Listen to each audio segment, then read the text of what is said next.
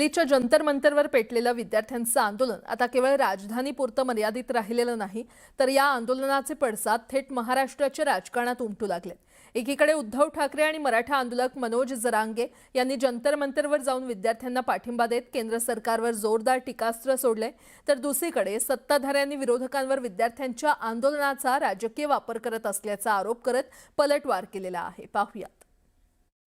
आज त्यांना जर आपण आधार दिला तर हे देशाचे भावी आधारस्तंभ देश वाचवू शकतील। पण आजच जर का ह्या आधारस्तंभाला तुम्ही तोडून मोडून टाकून हुकुमशाही लादणार असाल तर ही मुलं गप्प नाही बसणार। आज जो भी सत्ता में है शायद उनके दिमाग में हवा चली गई है।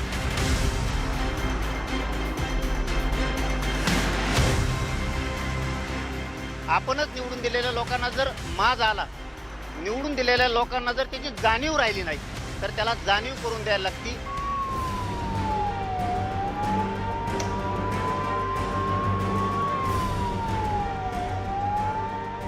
दिल्लीत जंतर मंतरवर सुरू असलेल्या विद्यार्थी आंदोलनाला पाठिंबा देतानाच उद्धव ठाकरे आणि मराठा आंदोलक मनोज जरांगे पाटील यांनी सरकारवर सोडलेलं हे टीकास्त्र।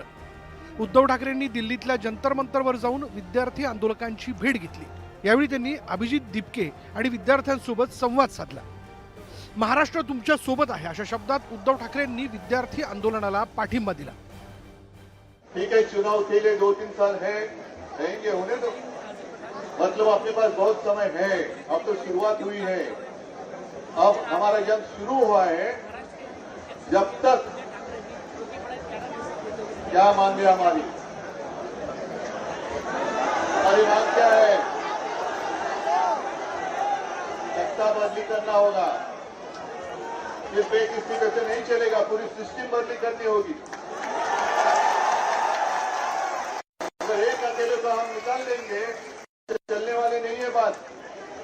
जब तक सरकार बदली नहीं करेंगे तब तक आपकी जिंदगी में कोई बदलाव नहीं आने वाला है। विद्यार्थ्यांवर झालेल्या लाठीचार्जचा उद्धव ठाकरेंनी निषेध केला। याचवरून उद्धव ठाकरेंनी केंद्र सरकारवरही टीकेचे बाण सोडले। तुमच्या दारात आलेले आहेत, तुमच्याकडनं काही अपेक्षा घेऊन आलेले बाळगून आलेले आहेत, त्यांच्यावर तुम्ही लाठ्या चालवता। त्या मुलामुलींवरती, अगदी मुलींवरती आणि महिलांवरती ज्या असभ्यपणाने अत्याचार केले गेलेला आहे, काल तर एक ती मुलगीच तिचे कपडे फाडले गेले। ही कोणती हिंदू संस्कृती आहे? ही हिंदू संस्कृती बसत नाही, ही रावण संस्कृती झाली। विद्यार्थ्यांशी चर्चा करण्यात कोणता कमीपणा असा सवाल ठाकरेंनी उपस्थित केला। पहिल्याच दिवशी चर्चा केली असती तर ही परिस्थिती आली नसती असा टोलाही उद्धव ठाकरेंनी लगावला।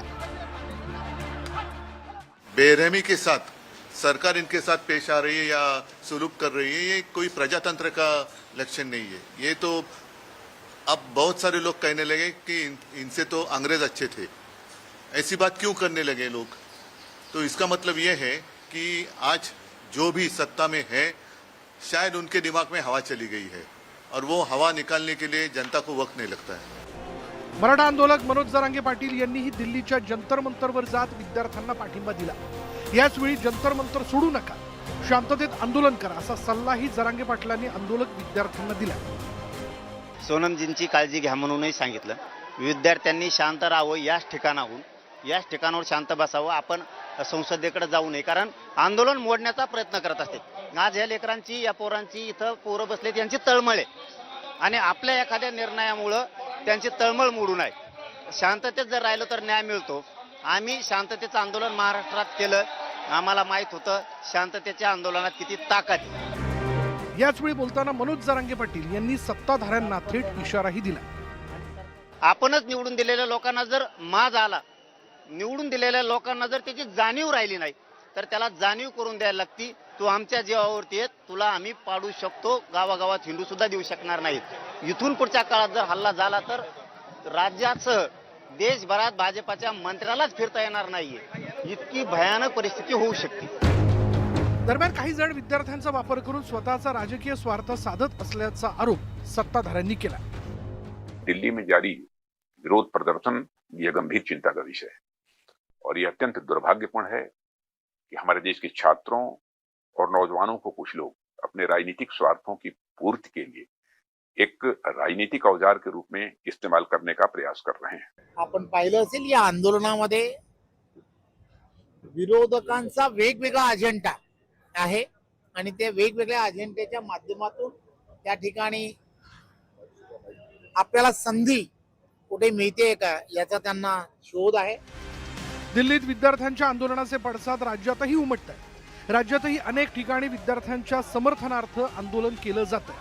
विद्यार्थ्यांच्या या आंदोलनाच्या पाठिंब्यावरून विरोधक आणि सत्ताधाऱ्यांमध्ये आरोप प्रत्यारोप सुरू झाले.